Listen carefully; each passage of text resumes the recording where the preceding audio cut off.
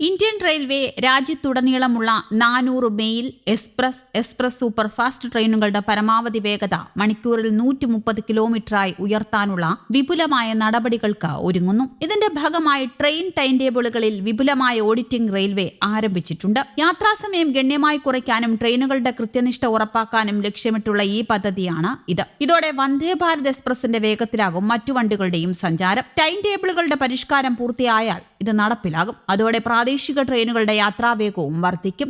രാജ്യത്തുടനീളമുള്ള ദശലക്ഷക്കണക്കിന് റെയിൽവേ യാത്രക്കാർക്ക് വലിയ ആശ്വാസം പകരുന്ന തരത്തിൽ 100 കണക്കിന് മെയിൽ, എക്സ്പ്രസ് ട്രെയിനുകളുടെ വേഗത്തിലാണ് വർധന വരുന്നത്. പ്രധാന റൂട്ടുകളിൽ നിരവധി ദീർഘദൂര ട്രെയിനുകളുടെ പരമാവധി വേഗത മണിക്കൂറിൽ 110 കിലോമീറ്ററിൽ നിന്ന് 130 കിലോമീറ്റർ ആക്കുന്ന പദ്ധതിക്ക് റെയിൽവേ ബോർഡ് തത്വത്തിൽ അംഗീകാരം നൽകി. രാജധാനി, ശതാബ്ദി, വന്ദേ ഭാരത് തുടങ്ങിയ പ്രീമിയം ട്രെയിനുകളുടെ നിലവിലെ വേഗത നിലവാരത്തിലേക്ക് മെയിൽ, എക്സ്പ്രസ് സർവീസുകളെ എത്തിക്കും. ആധുനിക LHB കോച്ചുകൾ ഘടിപ്പിച്ച ട്രെയിനുകളിലാണ് പദ്ധതി പ്രധാനമായും ശ്രദ്ധ കേന്ദ്രീകരിക്കുന്നത്. ആവശ്യമായ അടിസ്ഥാന സൗകര്യ നവീകരണങ്ങൾ പൂർത്തിയായി കഴിഞ്ഞാൽ ഉയർന്ന വേഗതയുള്ള പ്രവർത്തനങ്ങൾക്ക് അനുയോജ്യമാക്കുന്ന 160 കിലോമീറ്റർ വരെ വേഗതയിൽ സുരക്ഷിതമായി പ്രവർത്തിക്കാൻ ഈ ജർമ്മൻ സാങ്കേതിക വിദ്യ അടിസ്ഥാനമാക്കിയുള്ള കോച്ചുകൾ രൂപകൽപ്പന ചെയ്തിട്ടുണ്ട്. രാജ്യത്തുടനീളമുള്ള ദീർഘദൂര യാത്രകൾക്കായി പരമ്പരാഗത ട്രെയിൻ സർവീസുകളെ ആശ്രയിക്കുന്ന വലിയൊരു വിഭാഗം യാത്രക്കാർക്ക് ഈ സംരംഭം പ്രയോജനപ്പെടുമെന്നും പ്രതീക്ഷിക്കുന്നു. വേഗം വർദ്ധിപ്പിക്കൽ പദ്ധതി സുഗമമാക്കുന്നതിന് ഇന്ത്യൻ റെയിൽവേ അതിന്റെ ശൃംഖലയിൽ ഉടനീളമുള്ള ട്രെയിൻ ഷെഡ്യൂളുകളുടെ സമഗ്രമായ അവലോകനം ആരംഭിച്ചു.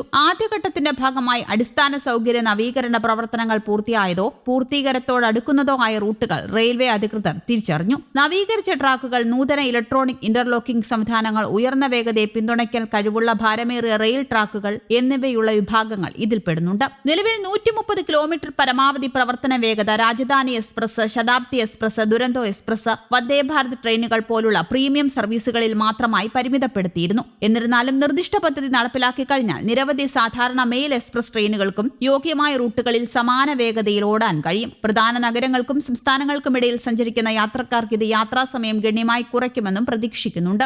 ദീർഘദൂര യാത്രക്കാർക്ക് ശരാശരി വേഗതയിൽ നേരിയ വർധനവ് പോലും ചില റൂട്ടുകളിൽ നിരവധി മണിക്കൂർ ലാഭിക്കാൻ സഹായിക്കും. പരിഷ്കാരം ദശലക്ഷക്കണക്കിന് യാത്രക്കാർക്ക് നേട്ടമുണ്ടാക്കും. ഓരോ വർഷവും ഏകദേശം 40 മുതൽ 45 കോടി യാത്രക്കാർക്ക് പുതിയ വേഗത്തിലൂടെ നേരിട്ട് പ്രയോജനം ലഭിക്കുമെന്നും റെയിൽവേ ഉദ്യോഗസ്ഥർ കണക്കാക്കുന്നു. കുറഞ്ഞ യാത്രാസമയം കൂടാതെ റെയിൽവേ ശൃംഖലയിൽ ഉടനീളമുള്ള സമയനിഷ്ഠമായ പ്രവർത്തന കാര്യക്ഷമതയും പദ്ധതി മെച്ചപ്പെടുത്തുമെന്ന് പ്രതീക്ഷിക്കുന്നുണ്ട്. വേഗതയേറിയ ഗതാഗതത്തിനായുള്ള വർദ്ധിച്ചുവരുന്ന ആവശ്യം കണക്കിലെടുത്ത് പൂർണ്ണമായും പുതിയ ട്രെയിൻ സേവനങ്ങൾ ആവശ്യമില്ലാതെ യാത്രക്കാരുടെ അനുഭവം മെച്ചപ്പെടുത്തുന്നതിനുള്ള ഒരു പ്രധാന ചുവടുവെപ്പായിട്ടാണ് ഈ നീക്കത്തെ കാണുന്നത്. പാത ശക്തിപ്പെടുത്തൽ, പ്രധാന റൂട്ടുകളിൽ പൂർണ്ണ വൈദ്യുതീകരണം, നൂതന സിഗ്നലിംഗ് സംവിധാനങ്ങൾ, സുരക്ഷിതമായ LHB കോച്ചുകളുടെ വിന്യാസം എന്നിവ ഉൾപ്പെടുന്ന ഇന്ത്യൻ റെയിൽവേയുടെ വിശാലമായ ആധുനികവൽക്കരണ നീക്കത്തിന്റെ ഭാഗമാണ് വേഗത വർധനവ്. ഇലക്ട്രോണിക് ഇന്റർലോക്കിംഗ് സംവിധാനങ്ങൾ ട്രെയിൻ ചലനങ്ങൾ കൂടുതൽ കാര്യക്ഷമമായി കൈകാര്യം ചെയ്യാൻ സഹായിക്കുന്നുണ്ട്. അതേസമയം നവീകരിച്ച ട്രാക്കുകൾ കൂടുതൽ സുരക്ഷയും സ്ഥിരതയും ഉപയോഗിച്ച് ഉയർന്ന വേഗത കൈകാര്യം ചെയ്യാൻ പ്രാപ്തമാണ്.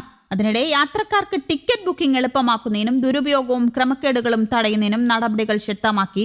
IRCTC 3 കോടിയിലധികം സംശയാസ്പദമായ യൂസർ ഐഡികൾ റെയിൽവേ പ്രവർത്തനരഹിതമാക്കി. അനധികൃത ടിക്കറ്റ് ബുക്കിംഗ് തടയുന്നതിനാണ് നടപടി. ലോക്സഭയിൽ രേഖാമൂലം നൽകിയ മറുപടിയിൽ റെയിൽവേ മന്ത്രി അശ്വിനി വൈഷ്ണവാണ് ഇക്കാര്യം അറിയിച്ചത്. News desk, Kerala Kaumudi.